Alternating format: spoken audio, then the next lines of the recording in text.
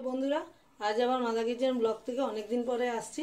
একটা কলা পাতার পাতুরি করব হলো মোচা পাতুরি করব। এই যে মোচাটাকে সেদ্ধ করে নিয়েছি, নারকেল দিয়ে পোস্ত বাটা, আর পোস্তর সঙ্গে একটু কাঁচা লঙ্কা বেটে নিয়েছি, কালো জিরা দিয়েছি, আর নুন মিষ্টি।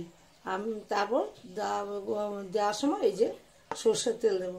সর্ষের তেল মাখিয়ে তারপর দেখাচ্ছি কি করে পাতায় করতে হয়। গ্যাসটা আমি জ্বালিয়ে দিচ্ছি, জ্বালিয়ে দিয়ে উপরে আরেকটু তেল দেব, এই যে উপরে আরেকটু তেল দেব, আর নারকেল আর কটা লঙ্কা দেব, উপরে একটা কলা পাতা দিয়ে ঢেকে তারপর আবার দেখ। এই যে নারকেল দিয়ে দিলাম আর দুটো লঙ্কা দিয়ে দিয়েছি উপরে সাজিয়ে, তারপর এই যে কলা পাতাটা দিয়ে ঢেকে দেব, দিয়ে তারপর এই যে এই ঢাকনাটা দিয়ে ঢেকে দেব, তারপর হালকা আঁচে করব। এমনি তো এই মোচাটা সেদ্ধ করাই আছে। কলা পাতা আমার এঁচড়, কলা পাতা আমার থোরটা মোচাটা হয়ে গেছে।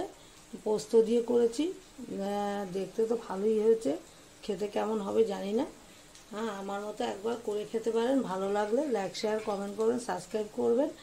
আর আমিও ভালো থাকলে, সুস্থ থাকলে আপনাকে নতুন নতুন রান্না করে দেখাবো। আমার